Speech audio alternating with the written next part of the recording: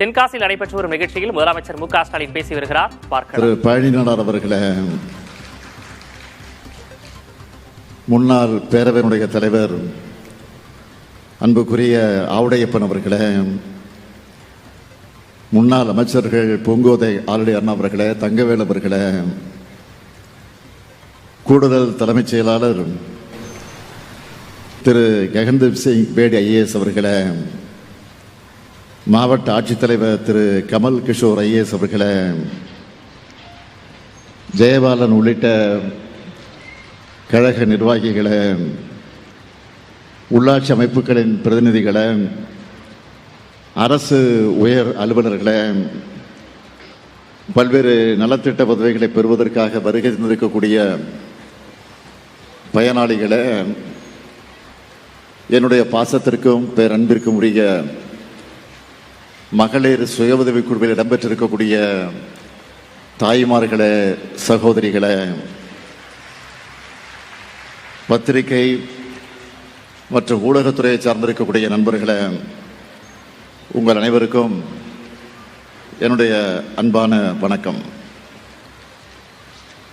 எங்கும் இயற்கை எழில் கொஞ்சும் மேற்கு தொடர்ச்சி மலையும் உச்சந்தலையைப் போல உள்ளத்தையும் இதமாக்கும் குற்றாலமும், இப்படி தூறலும் சாரலும் கொண்டு மக்கள் மனங்களை குளிர்விக்கும் மண் இந்த தென்காசி மண். வடக்கே ஒரு காசி என்றால் தெற்கே ஒரு தென்காசி என்று சொல்லத்தக்க வகையில் காசி விஸ்வநாதர் கோவில் அமைந்திருக்கு. அப்படிப்பட்ட கோவில் குடமுழுக்கை 19 ஆண்டுகளுக்கு பிறகு கடந்த ஏப்ரல் மாதத்தில் நடத்திய மகத்தான அரசு நம்முடைய திராவிட மாடல் அரசு. அதிலேயும் இந்த நிகழ்ச்சிக்கு வருவதற்கு முன்னால் ஆலங்குளத்தில் கலைஞர் கனவு இல்லம் திட்டத்தில் கடந்த மாதம் கல்வியில் சிறந்த தமிழ்நாடு நிகழ்ச்சியில் பேசின அன்பு மகள் பிரேமா அவர்களுடைய கோரிக்கையை ஏற்றுக்கிட்டு வீடு வழங்கக்கூடிய ஆணையை நாங்கள் கொடுத்தோம். இப்போ அங்கு விரைந்து அந்த வீடு கட்டக்கூடிய பணி வேக வேகமாக நடந்துகிட்டு இருக்கு. அதே போல இப்போ மேடையில் 1,00,000வது பயனாளியான லத்தூர் கிராமத்தை சார்ந்த திருமதி சுமதி முத்துக்குமார் என்பவருடைய கனவு இல்லத்திற்கான சாவியை உங்கள் முன்னாலே நான் வழங்கி இருக்கிறேன். காலுக்கு கீழே கொஞ்சம் நிலமும் தலைக்கு மேலே ஒரு கூரையும் வேணும் என்பது ஒவ்வொரு மனிதனுடைய கனவு. வீடு என்பது ஒவ்வொரு குடும்பத்துடைய கனவு. குடிசைகளுக்கு பதிலாக நிரந்தர வீடுகளை கட்டித்தர வேண்டும் என்று தமிழ்நாடு குடிசையில்லா தமிழ்நாடு அமையணும்னு ஏராளமான திட்டங்களை உருவாக்கிய நவீன தமிழ்நாட்டினுடைய சிற்பிதான் தலைவர் கலைஞர் அவர்கள். ஆக அவருடைய கனவையும் ஏராளமான குடும்பங்களுடைய கனவுகளையும் ஒரு சேர நிறைவேற்றுகிற மகிழ்ச்சியோட உங்ககிட்ட நான் பேசிக்கிட்டு இருக்கேன். இந்த திட்டத்தை மிக சிறப்பாகவும் வேகமாகவும் செயல்படுத்தி வரக்கூடிய ஊரக உள்ளாட்சித்துறைக்கு என்னுடைய மனமார்ந்த பாராட்டுக்களையும் வாழ்த்துக்களையும் நான் தெரிவித்துக் கொள்கிறேன். மாவீரன் பூலித்தேவன், தளபதி ஒண்டி வீரன், தேவநேய பாவனார் போன்ற பெருமக்களை தந்து பெருமைகளை கொண்ட இந்த தென்காசி மாவட்டத்தில் மகத்தான இந்த அரசு விழாவை மாபெரும் மக்கள் திருவிழா போல ஒரு மாநாட்டை போல ஏற்பாடு செய்திருக்கிறார் மாண்புமிகு வருவாய் மற்றும் பேரிடர் மேலாண்மை துறை அமைச்சர், இந்த மாவட்டத்தினுடைய பொறுப்பு அமைச்சர் KKSSR அவர்கள் அவருடைய அரசியல் பொது வாழ்க்கையில் இதே போல எத்தனையோ பிரம்மாண்டமான மாநாடுகளை நிகழ்ச்சிகளை அவர் நடத்தியிருந்தாலும் இந்த நிகழ்ச்சி எல்லாத்துக்கும் முகடு வைத்ததை போல அமைஞ்சிருக்கு. வருவாய்த்துறை அமைச்சரா அவருடைய மகத்தான சாதனை என்ன தெரியுமா?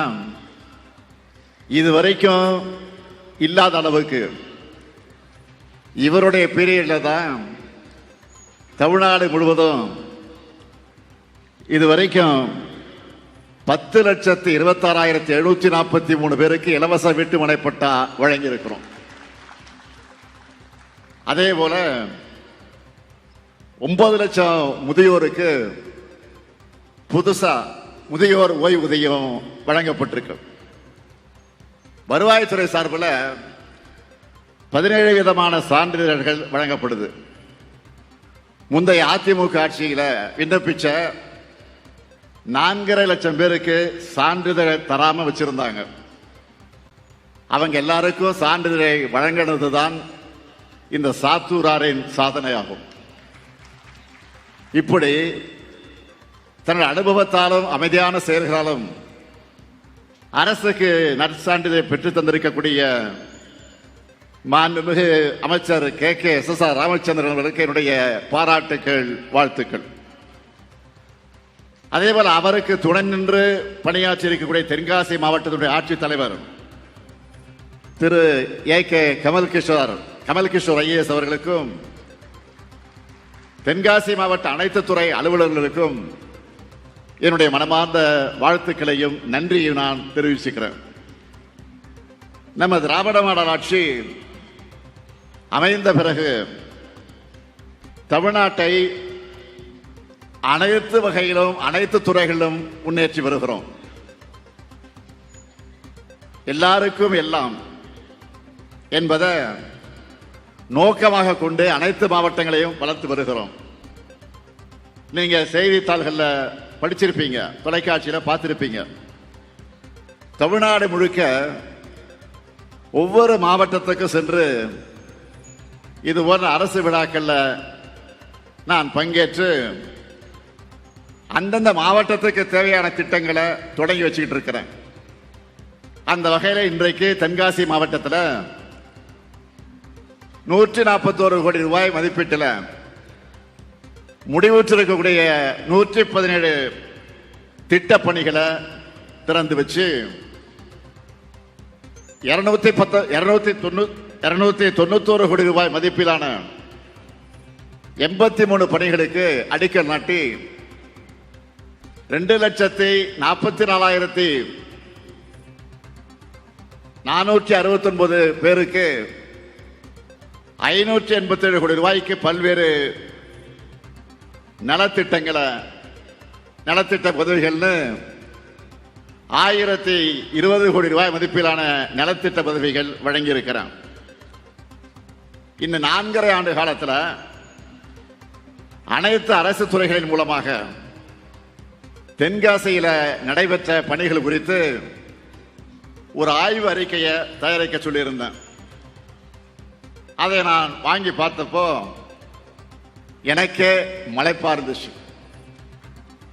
பெரும்பாலும் இந்த மாவட்டத்தில் உள்ள அனைத்து ஊர்களும் கிராமங்களும் ஏதாவது ஒரு வகையில் பயனடைந்திருக்கு என்று சொல்லத்தக்க வகையில் அந்த அறிக்கை இருந்துச்சு.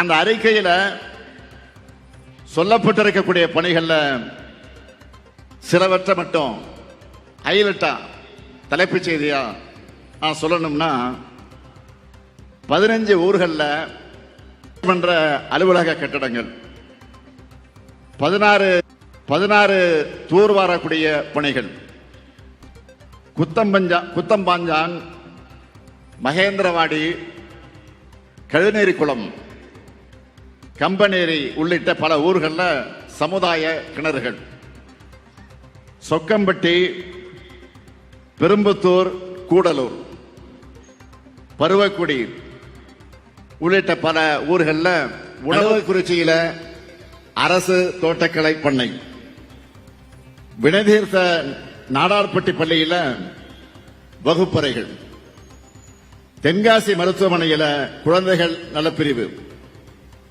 மேலக்கரை நல்லூர்ல சுகாதார நிலையம், ஆழ்வார்குறிச்சி, குற்றாலம், திருவேங்கடம், பண்பழி உள்ளிட்ட 12 ஊர்கள்ல குடிநீர் மேம்பாட்டு பணிகள், இளஞ்செயில புதிய சமுதாய நலக்கூடம், கடையநல்லூர், தென்காசி, செங்கோட்டை, கடையத்தை உள்ளடக்கின தாமிரபரணி கூட்டுக்குடிய திட்டம்னு ஏராளமான பணிகளை எல்லாம் குறிப்பிட்டிருந்தாங்க. உங்க எல்லா ஊர் பெயர்களும் அரசோட அறிக்கையில் இருக்கு. அந்த அளவுக்கு தென்காசி மாவட்டத்தில் திட்டப்பணிகள் செஞ்சு தரப்பட்டிருக்கு. அதுக்குன்னு இவ்வளவு தூரம் நான் வந்துட்டு புதிய அறிவிப்புகளை வெளியிடாம போயிட முடியுமா? போனா நீங்க விட்டுருவீங்களா? அதுக்கும் நான் அறிவிப்பு வெளியிட விரும்புகிறேன். தென்காசி மாவட்டத்துக்கு இன்னும் என்ன செய்யணும் என்ற எண்ணத்தோட விளைவா இந்த புதிய அறிவிப்புகளை, ஒரு 10 புதிய அறிவிப்புகளை நான் வெளியிட விரும்புகிறேன். முதல் அறிவிப்பு, புதுசா உருவாக்கப்பட்ட இந்த தென்காசி மாவட்டத்துக்கு மாவட்ட ஆட்சியர், காவல் கண்காணிப்பாளர் உள்ளிட்ட அலுவலர்களுக்கு 15 கோடி ரூபாய் செலவில் 11 புதிய குடியிருப்புகள் கட்டப்படும். இரண்டாவது அறிவிப்பு, சங்கரன்கோயில், மேலநிலைத நல்லூர் பகுதியில் இருக்கக்கூடிய பெண்களுக்கு அதிக வேலைவாய்ப்பு அளிக்கக்கூடிய குருக்கல்பட்டி சிப்காட் திட்டத்தின் நீர் தேவைகளை நிறைவு செய்ய 52 கோடி ரூபாய் மதிப்பீட்டில் புதிய குடிநீர் திட்டம் செயல்படுத்தப்படும். மூணாவது அறிவிப்பு, தென்காசி மாவட்டத்தில் இருக்கக்கூடிய மாற்றுத்திறனாளிகளுக்கான ஒருங்கிணைந்த சேவை மையம் 2 கோடி ரூபாய் மதிப்பீட்டில் அமைக்கப்படும். நாலாவது அறிவிப்பு, கடையம் ஊராட்சி ஒன்றியத்துக்கு 6 கோடி ரூபாய் செலவில் புதிய கட்டடம் கட்டப்படும். அஞ்சாவது அறிவிப்பு, சிவகிரி, கடையநல்லூர், சங்கரன்கோயில் மற்றும் திருவேங்கட வட்டங்கள் இருக்கக்கூடிய விவசாயிகளுக்கு பயனளிக்கக்கூடிய வகையில் இந்த பகுதியில் இருக்கக்கூடிய பல்வேறு முக்கிய கண்மாய்கள் 12 கோடி ரூபாய் செலவில் சீரமைக்கப்படும்.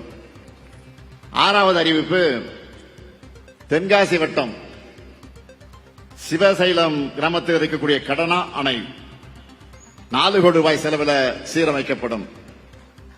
ஏழாவது அறிவிப்பு, கடையநல்லூர் வட்டத்தில் இருக்க வரட்டாறு பாசன அமைப்பின் கீழ் உள்ள அணைக்கட்டுகள் மற்றும் குளங்கள் 4 கோடி ரூபாய் செலவில் மேம்படுத்தப்படும்.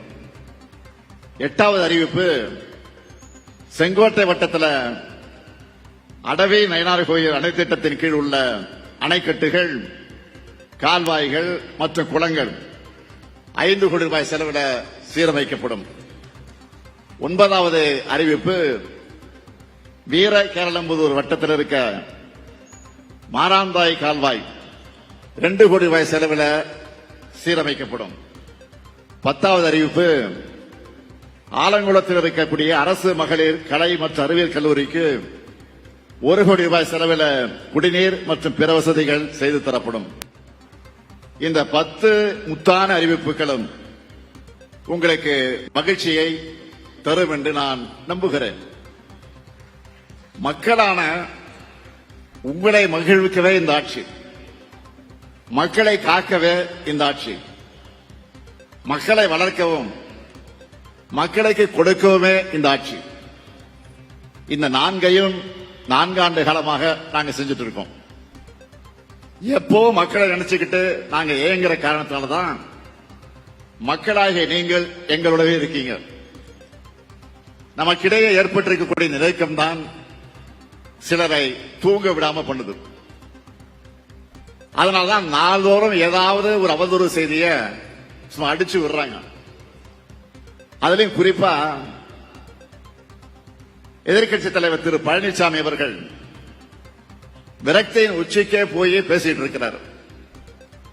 தமிழ்நாட்டில் இப்ப எப்படி பரவலா மழை பெஞ்சிட்டு இருக்குன்னு எல்லாருக்கும் தெரியும். வரலாற்றில் எப்பவும் இல்லாத வகையில மேட்டூர் அணை தொடர்ந்து நிரம்பி வருது. மேட்டூர் அணை நீரை பாசனத்துக்காக குறிப்பிட்ட நாள் அல்ல, அதுக்கு முன்னாடியே திறந்து விடுறோம். தொடர்ந்து நல்ல மழை பெய்கிறது நல்லாட்சிக்கான அடையாளமாக மக்கள் இன்னைக்கு போற்றிட்டு இருக்காங்க. ஆனா இதை வச்சு சிலர் அரசியல் செய்யறாங்க.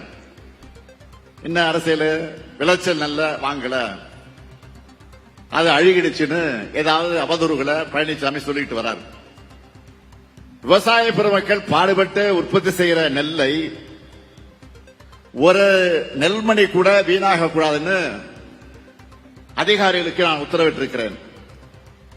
அந்த அடிப்படையில் கடந்த 4 ஆண்டுகள்ல முந்தைய ஆட்சி காலத்தை விட கூடுதலா நெல் கொள்முதல் செய்யப்பட்டு வந்திருக்கு.